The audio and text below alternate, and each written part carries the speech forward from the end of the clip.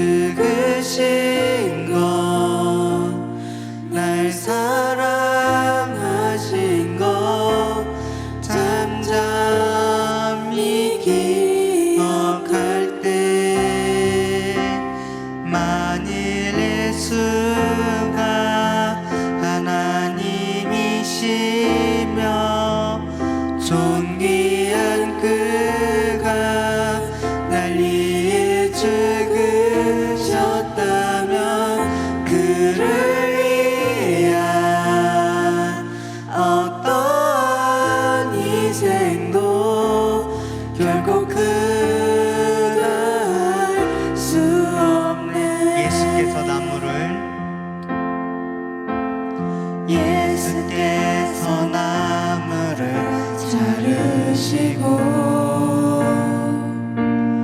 못을 박는 일을 반복하셨네.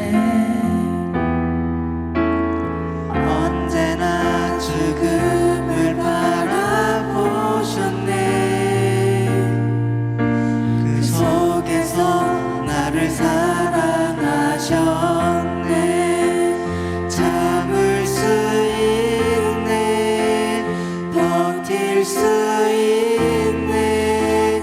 주님 날 위해 십자가를 지시고 죽으신 것, 날 사랑하신 것 잠잠히 기억할 때, 만일 예수가 하나님이시며 존귀한 그가 날 위해 죽으셨다면, 그를 위한 어떠한 희생도 결국 끝날 수 없네. 우리 모두 고백합시다. 십자가를 바라봅니다. 십자가를 바라봅니다. 십자가를 바라봅니다. 나를 위해 품으신, 나를 위해 붙드신 그 십자가, 그 십자가 참을 수 있네, 버틸 수 있네. 주님 날 위해 십자가를 지시고 죽으신 것, 날 사랑하신 것 잠잠히 예수님께서 하나님이시며 예수님께서 하나님이시며 존귀한 그가 날 위해 죽으셨으니, 그를 위한 어떠한 희생도 결국 그다할 수 없네. 예수님이 십자가에서 죽으시고 희생하신 것은 그냥 어떤 신화 같은 것이 아니라 역사적 사실입니다. 여러분 때문에, 나 때문에 예수님이 죽으셨대요. 그런데 그분을 찬양하는 이 짧은 시간에, 이 짧은 시간조차도 여러분 집중할 수 없나요? 옆 사람하고 떠들고 있는 사람 누구죠? 핸드폰 본 사람 누구죠? 이 짧은 시간, 1시간도 안 되는 이 시간, 여러분의 마음과 몸을 여기에 집중할 수 없습니까? 우리 하나님께 정말 죄스러운 마음으로 이 시간 다시 찬양하기 원합니다.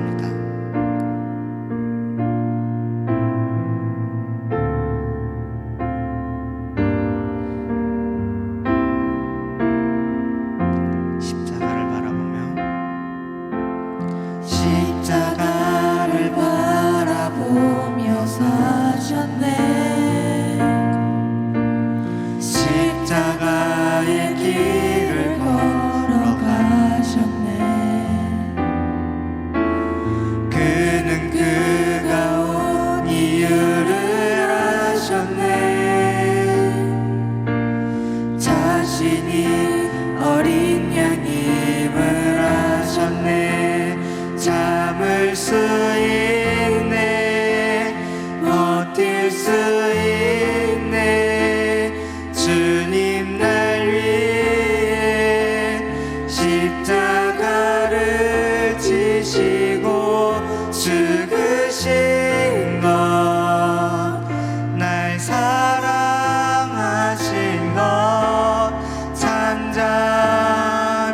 기억할 만일의 수가 만일의 수가 하나님이시며 존귀한 그가 날 위해 죽으셨다면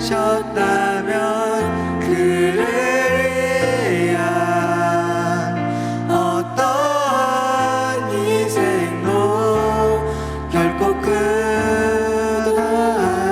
수 없네. 예수께서 나무를 자르시고 못을 박는 일을 반복하셨네. 이 찬양이 우리의 고백이 되기를 원합니다. 언제나 죽음을 바라보셨네. 그 속에서 나를 사랑하셨네. 참을 수 있네. 버틸 수 있네. 주님 날 위해 십자가를 지시고 죽으신 것, 날 사랑하신 것 잠잠히 기억할 때 만일 예수가 하나님이시며 존귀한 그가 날 위해 죽으셨다면 그를 위한 어떠한 희생도 결코 끝날 수 십자가를 바라봅니다. 십자가를 바라봅니다. 십자가를 바라봅니다. 나를 위해 품으신, 나를 위해 붙드신 그 십자가, 그 십자가 참을 수 있네. 버틸 수 있네. 주님 날 위해 십자가를 지시고 죽으신 것, 날 사랑하신 것 잠잠히 기억할 때 예수님께서 하나님이시며 존귀한 그가 날 위해 죽으셨으니 그를 위한 어떠한 희생도 결코 끝할 수 없네.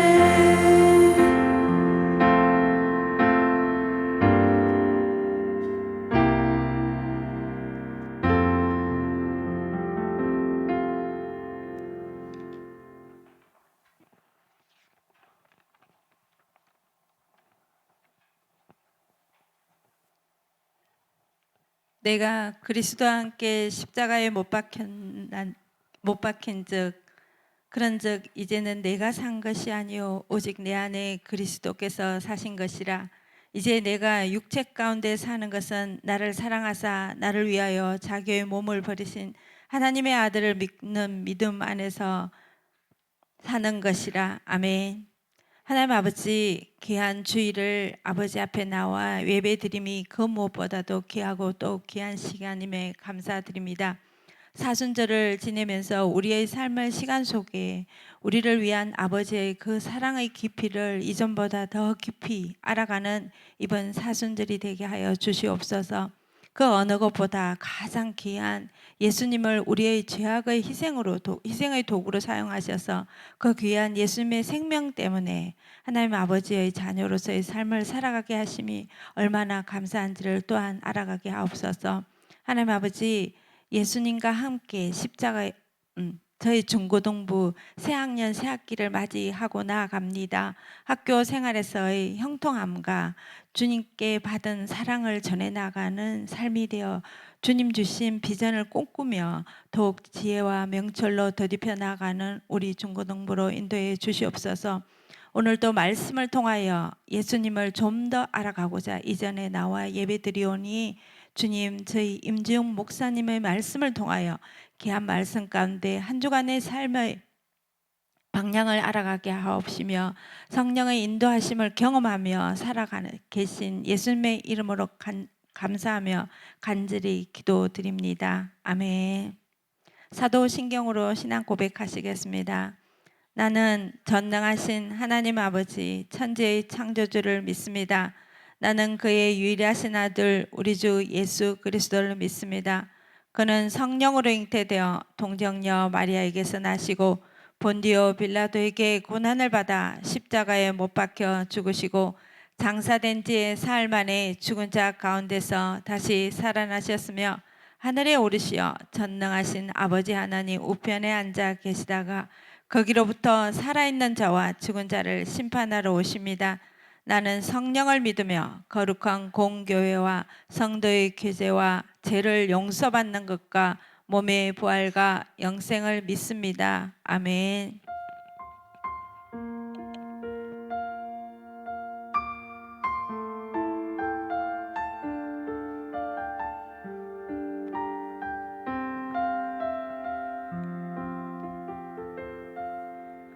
오늘 저희에게 주신 말씀은 사도행전 5장 19절에서 32절 말씀입니다.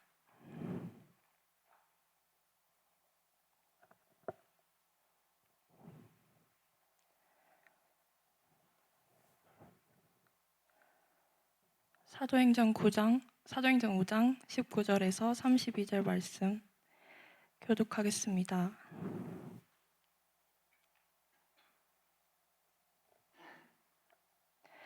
주의 사자가 밤에 옥문을 열고 끌어내어 이르되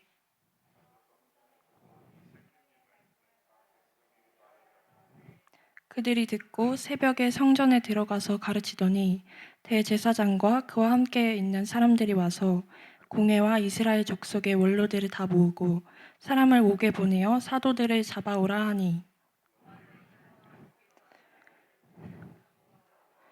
이르되 우리가 보니 옥은 든든하게 잠기고 지키는 사람들이 문에 서 있으되 문을 열고 본즉 그 안에는 한 사람도 없더이다 하니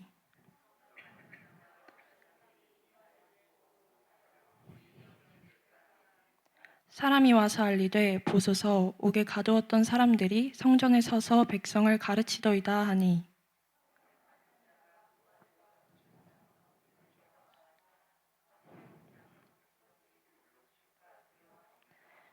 그들을 끌어다가 공회 앞에 세우니 대제사장이 물어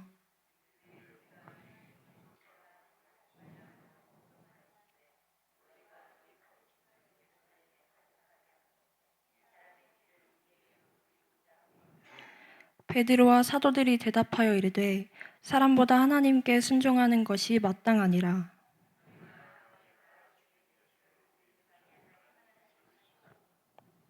이스라엘에게 회개함과 죄사함을 주시려고 그를 오른손으로 높이사 임금과 구주로 삼으셨느니라.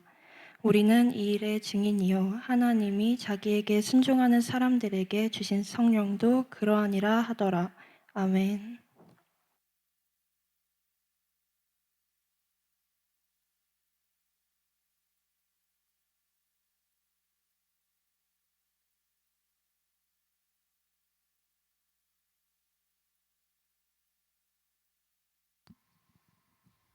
괜찮나요? 히터 안 더우신가요?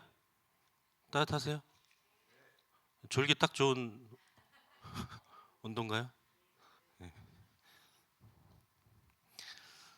오늘 본문이 굉장히 길죠? 네, 좋은 것 같아요. 앞으로는 한 한 2장 3장씩 본문을 잡아서 어차피 안 읽잖아요, 여러분 성경. 그죠? 이럴 때라도 이제 성경을 읽는 거죠, 우리가. 괜찮지 않습니까? 저도 이제 좀 나오는데 뒤에서 좀 앉아 있다가 나오고 좋은 것 같습니다. 여러분 살면서 혹시 욕 먹어본 적 있어요? 그러니까 막 내가 잘못해서 뭐 실수하고 잘못해서 욕을 먹으면 그래도 내가 잘못한 게 있으니까 그래 뭐 어느 정도 인정을 하는데, 그런 거 말고 내가 잘못하지 않았는데 억울하게 욕을 먹어본 적 있어요? 있어요? 지금 나와서 자신 있게 얼마나 억울했는지 나눠줄 수 있는 친구 있어요? 제 시간을 다 드리도록 하겠습니다. 자, 나와주세요. 아무도 없어요? 생각이 안 나요, 갑자기? 지금은 생각이 안 날지라도 이따가 그 분반 공부할 때 잘 생각해서 내가 당한 가장 억울했던 일을 나눠주시고 서로 배틀을 한번 붙어보시기 바랍니다. 누가 가장 억울한 일을 당했는지. 근데 아직은 그런 경험이 없는 친구들도 이제 앞으로 살다 보면 이제 크던 작던 그런 억울한 일들을 당하는 그런 경험을 하게 될 겁니다. 왜냐하면 사람들이 다 나를 좋아하면 좋겠지만, 그리고 이 세상이 나한테 다 호의적이면 좋겠지만 그렇지 않거든요. 나를 싫어하는 사람도 있고 세상에 나에게 다 호의적이진 않습니다. 그런데 오늘 말씀을 보면 이 말씀 안에도 또 조금 다른 의미에서 욕을 많이 먹었던 사람들의 이야기가 나옵니다. 이 사도행전 5장에 나오는 예수님의 제자들, 그 사도들의 이야기입니다. 예수님의 제자들을 다른 말로 사도라고 얘기했어요. 근데 그 사도들을 통해서 하나님의 놀라운 능력이 나타나게 되었습니다. 예수님께서 이 땅에 계시는 동안 많은 기적을 베푸셨잖아요. 뭐 죽은 사람을 살리기도 하시고, 병든 자들을 고쳐주시고, 뭐 귀신들이 쫓아내시고, 뭐 풍랑을 잠잠케 하시고, 여러 기적들을 보여주셨는데 예수님의 제자들을 통해서도 그런 일들이 일어났다는 거예요. 예수님의 제자들이 병든 자에게 손을 얹고 기도하면 병이 낫고, 귀신 들린 자에게 기도해주면 귀신이 떠나가고, 이런 예수님이 행하셨던 것과 같은 그런 기적들이 예수님의 제자들을 통해서도 일어났다는 겁니다. 물론 그것은 하나님께서 하신 일이에요. 하나님께서 제자들을 통해서 그렇게 역사하신 것이었지만 사람들의 눈에는 이 제자들이 보이는 거예요. 이 제자들이 귀신을 쫓아내네, 병을 낫게 하네. 그래서 사람들이 제자들에게 집중하기 시작했습니다. 여러분, 이것이 바로 기적이 보여주는 착시 효과입니다. 성경에는 수많은 기적이 기록되어 있지만 그 기적을 일으킨 사람들 또는 그 기적 자체에만 주목하다 보면 우리가 정말로 봐야 할 것들을 보지 못하는 일들이 생기게 됩니다. 우리가 성경에 나오는 기적을 통해서 봐야 하는 가장 중요한 것은 그 기적을 베푸신 하나님을 보는 것입니다. 그런데 사람들은 하나님이 아니라 제자들에게 주목하기 시작했어요. 그렇지만 제자들은 그것에 흔들리지 않았습니다. 본질을 잃지 않고 중심을 지켰습니다. 많은 사람들의 이목이 집중되는 가운데에서도 그들은 그것을 통해서 자기 자신을 높이려고 하지 않았어요. 오직 예수님만 전하고 하나님께서 허락하신 그 능력만을 드러내려고 했습니다. 사도들은 예수님의 이름으로 모여서 오직 예수님만을 전했습니다. 수많은 사람들이 그들을 통해서 예수님을 알게 되고 또 예수님을 믿게 되었습니다. 하나님의 능력이 사도들과 함께 했기에 그런 일이 가능했던 것입니다. 그러나 사도들이 그렇게 항상 사람들에게 관심받고 칭찬을 듣고 그런 상황에서 예수님을 전했던 것은 아니었어요. 그것보다는 심한 박해를 당하고 반대에 부딪히고 이런 일들이 훨씬 더 많았습니다. 제자들을 통해서 예수님을 알게 되고 또 믿게 되어서 그것을 기뻐하고 또 고마워하는 사람들도 있었지만 반대로 그들을 욕하고 모욕하고 핍박하고 때로는 감옥에 가두고 매를 때리고 이런 사람들, 그들이 하는 그 일을 어떻게 해서든지 막으려고 하는 사람들도 있었습니다. 당시 유대교 종교 지도자들은 사도들을 옥에 가두고 욕하고 모욕하고 협박하면서 어떻게든 예수님의 그 복음을 전하는 일을 방해하려고 했습니다. 그렇게 해서 제자들이 감옥에 갇히게 되었어요. 그런데 그렇게 감옥에 갇힌 제자들에게 오늘 본문은 어떤 일이 일어났다고 말하고 있습니까? 우리 19절, 20절 말씀 함께 읽겠습니다. 시작. 주의 사자가 밤에 옥문을 열고 끌어내어 이르되 가서 성전에 서서 이 생명의 말씀을 다 백성에게 말하라 하매. 아멘. 하나님께서 천사를 보내셔서 그들을 감옥에서 빠져나오도록 하셨습니다. 그런데 왜 하나님께서 그들에게 천사까지 보내시면서 그들을 구출하셨다고요? 오늘 말씀을 보니까 하나님의 천사가 이렇게 말하고 있습니다. 성전에 서서 이 생명의 말씀을 다 백성에게 말하라. 그러니까 예수님의 그 십자가의 복음을 많은 사람들이 모이는 그 성전 앞에서 그들이 다 들을 수 있도록 예수님을 전하라는 말이에요. 그것을 위해서 너희를 풀어줄 테니 가서 생명의 말씀을 전하라는 것입니다. 여기서 우리가 반드시 기억해야 할 것이 있습니다. 여러분, 우리가 믿는 하나님은 전능하신 하나님이십니다. 전능하다라는 말은 능력에 한계가 없으시다는 뜻이에요. 인간은 아무리 뛰어나도 모두가 능력에 한계가 있습니다. 그러나 하나님의 능력에는 한계가 없으십니다. 그런 하나님께서 베푸시는 기적, 우리에게는 기적으로밖에 볼 수 없는 그런 일들을 하나님은 아무렇지도 않게 하실 수 있는 분이세요. 그런데 그런 하나님은 아무 때나 기적을 베푸시지는 않습니다. 오직 하나님의 목적을 위해서만 기적을 베푸십니다. 여러분, 하나님의 목적이 뭘까요?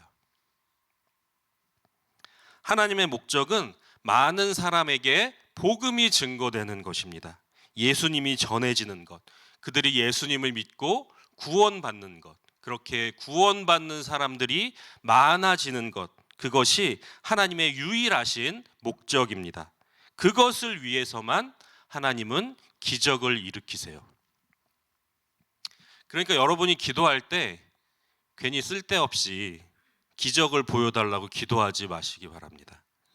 공부도 안 해놓고 저 이번 시험에 성적 팍팍 올라가게 해주세요, 하나님, 이렇게 기도를 한다든지, 아니면 잘생긴 저 오빠가 저를 좋아하게 해주세요, 이런 기도를 한다든지. 사실 이런 것도 일종의 기적이잖아요. 내가 공부도 안 해놓고 성적이 오르는 거 기적이잖아요, 그죠? 그리고 나를 좋아할 리가 없는데, 잘생긴 오빠가 나를 좋아할 리가 없는데 좋아하게 해달라고 기도하는 거 기적 아닙니까? 근데 아무리 그런 기도를 한다고 해도 하나님의 기적은 일어나지 않습니다. 왜요? 그런 것들은 하나님의 목적인 예수님이 전해지는 것과는 아무런 상관이 없는 일들이기 때문이에요. 그 오빠가 나를 좋아하는 것과 예수님이 전해지는 게 무슨 상관이 있습니까? 그렇죠? 천사들의 말대로 사도들은 감옥에서 나오자마자 성전에 가서 사람들에게 예수 그리스도 생명의 복음을 전했습니다. 나중에 그들이 감옥에 없는 것을 알게 된 종교 지도자들은 분명 그 일이 기적이라는 것을 그들도 알았어요. 왜냐하면 감옥문이 다 닫혀 있었고 그 앞을 지키는 사람들이 있었는데 문을 열어보니까 사도들이 없었거든요. 당연히 기적이잖아요. 문이 잠겨 있는데 안에 있는 사람들이 사라졌으니까. 기적인 것을 그들도 알았음에도 다시 사도들을 끌고 와서 욕하고 위협하면서 예수를 전하지 못하도록 그렇게 협박했습니다. 여러분, 인간의 의지가 아무리 강해도, 그리고 자기가 하는 일이 옳은 일이라는 확신을 가지고 있어도 사람들에게 계속해서 욕을 먹고 핍박당하고 위협당하고 하다 보면 그 일을 계속하는 것이 결코 쉽지 않습니다. 그런데 제자들이 계속해서 욕을 먹고 위협을 당하고 핍박을 당하는 상황에서도 그것에 굴하지 않고 계속해서 예수님을 전할 수 있었던 비결이 무엇일까요? 제자들의 말 속에서 우리 답을 찾아보도록 하겠습니다. 우리 29절로 32절 말씀을 함께 읽겠습니다. 시작. 베드로와 사도들이 대답하여 이르되 사람보다 하나님께 순종하는 것이 마땅하니라. 너희가 나무에 달아 죽인 예수를 우리 조상의 하나님이 살리시고 이스라엘에게 회개함과 죄사함을 주시려고 그를 오른손으로 높이사 임금과 구주로 삼으셨느니라. 우리는 이 일의 증인이요 하나님이 자기에게 순종하는 사람들에게 주신 성령도 그러하니라 하더라. 아멘. 여러분, 사도들이 그렇게 할 수 있었던 비결은 그들의 삶의 기준에 있었습니다. 사도들의 기준은 오직 하나님, 오직 예수님께만 있었습니다.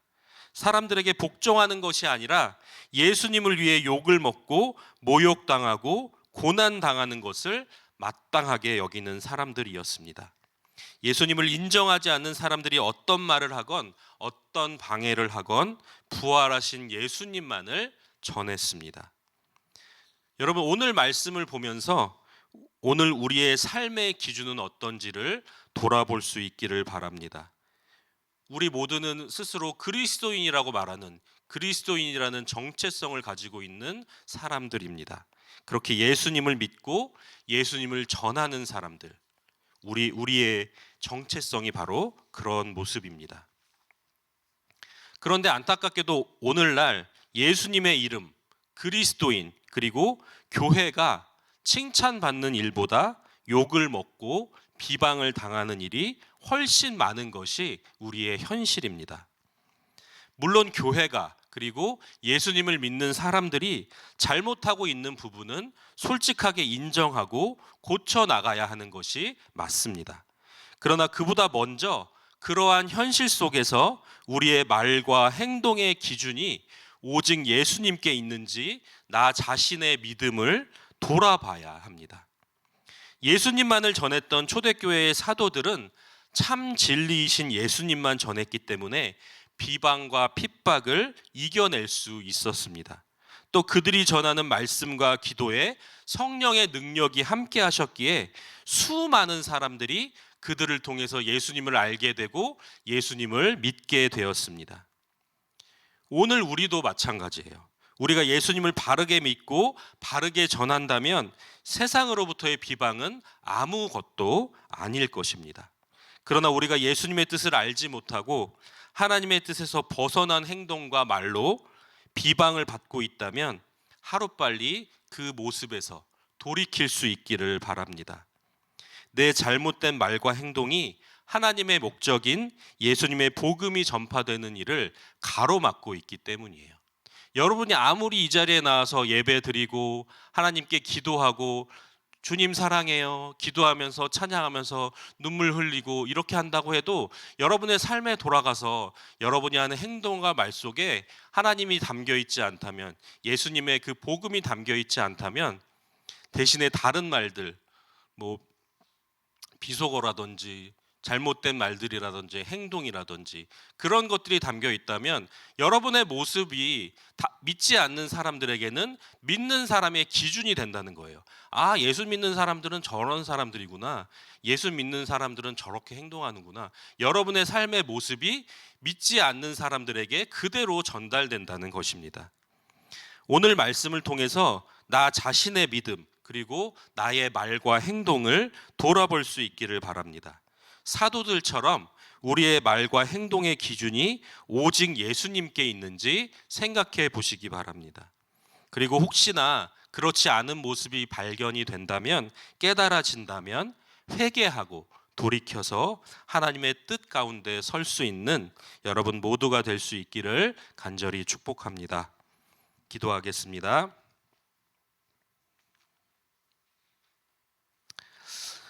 하나님 감사합니다. 오늘 말씀 가운데 오직 예수님만이 내 삶의 기준이 되어서 하나님의 목적인 예수님을 전하는 그 일 가운데 온갖 핍박과 모욕을 넉넉히 이겨냈던 사도들의 모습을 보게 하시니 감사합니다. 그리스도인이라고 말하는 우리도 주님이 나의 목적이 되어서 예수님을 위해 내 삶의 말과 행동을 바꾸는 그런 결단이 있게 하여 주시옵소서. 예수님의 이름으로 기도합니다. 아멘. 준비한 예물 주님께 올려드리겠습니다.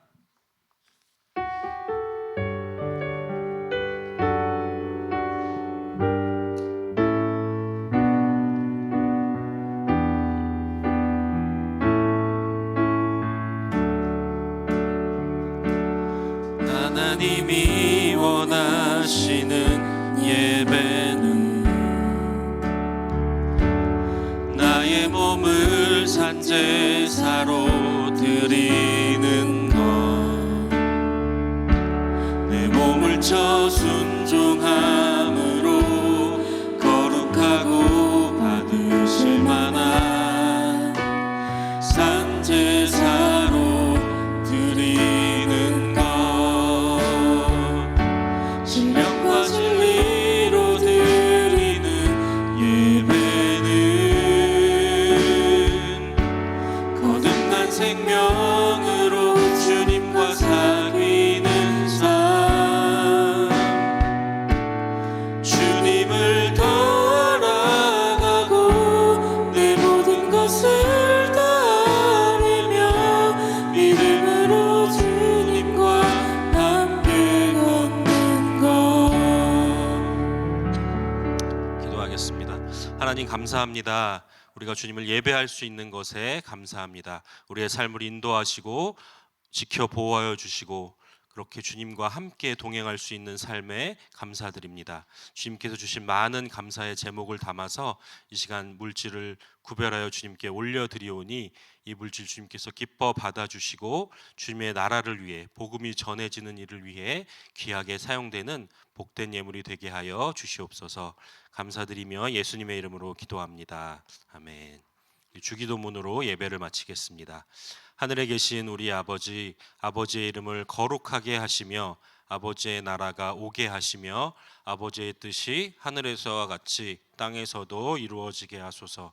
오늘 우리에게 일용할 양식을 주시고 우리가 우리에게 잘못한 사람을 용서하여 준 것 같이 우리 죄를 용서하여 주시고 우리를 시험에 빠지지 않게 하시고 악에서 구하소서.